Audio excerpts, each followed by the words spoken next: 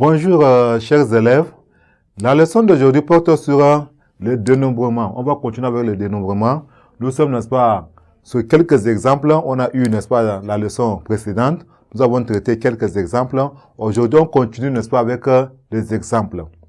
Bien, l'objectif de la leçon d'aujourd'hui, chers élèves, c'est la résolution, n'est-ce pas, d'une situation, n'est-ce pas, en utilisant, n'est-ce pas, un arbre de choix. Voilà, on appelle ça un arbre de choix.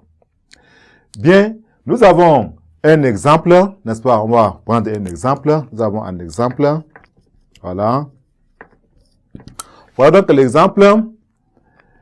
Combien de nombres, vous me suivez, chers élèves, combien de nombres, n'est-ce pas, de 3 chiffres peut-on former avec le chiffre 1, 2 et 3? N'est-ce pas, avec le chiffre 1, 2 et 3. C'est-à-dire, avec ces 3 chiffres-là, combien de nombres peut-on, n'est-ce pas, former?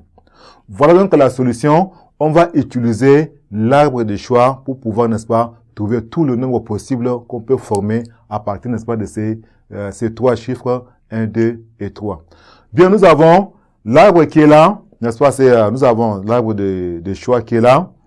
Nous avons 1, n'est-ce pas, 1 constitue ce qu'on appelle la centaine, n'est-ce pas, c'est-à-dire c'est le nombre 100, centaines, on appelle ça, ce sont les centaines. Ici, ce sont des dizaines, et là, ce sont des unités. Ce sont des unités. Donc, nous allons, à l'aide, n'est-ce pas, de cet arbre-là, on va donc pouvoir, n'est-ce pas, trouver tout le nombre formé à partir, n'est-ce pas, de ces 3 chiffres-là. Commençons donc, chers élèves, soyez donc attentifs. Nous avons, n'est-ce pas, la centaine, plus, n'est-ce pas, dizaine, plus l'unité, 111. Maintenant, le deuxième nombre, c'est 112. Nous avons 112. Le troisième nombre, c'est 121.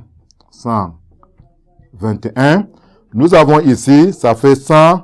Après, nous avons 100, 112, 113. Hein, c'est plutôt 113. Voilà. On allait passer dessus. 113. Après, c'est 121. Voilà, 121. Nous avons 122, 122, 123. Nous avons 131, 132. Voilà, 132, 133. Ça, nous avons pris 1 étant, n'est-ce pas, la centaine. Maintenant, si nous prenons 2, n'est-ce pas, comme centaine, nous allons avoir quoi ici? Le nombre qu'on va former. Nous avons 211, 212, 213. Voilà, 213. Maintenant, nous allons avoir 221. Voilà, 221, 222, 223. Maintenant, nous allons avoir 231, 231, 232, 233. Ça, c'est le deuxième arbre. Le troisième arbre, qu'est-ce qu'on obtient? Nous avons 3, n'est-ce pas, étant, n'est-ce pas, la centaine. Nous allons avoir ici 300. Voilà, ça, nous avons 300, n'est-ce pas, ça fait 311. Voilà, 311. Ici, nous allons obtenir 312. 312. Là, c'est 313. Là, nous allons obtenir, n'est-ce pas, 321. Voilà. 322. Là, c'est 323. Ici, on obtient 331. 331. Là, c'est 332. Et là, c'est 333.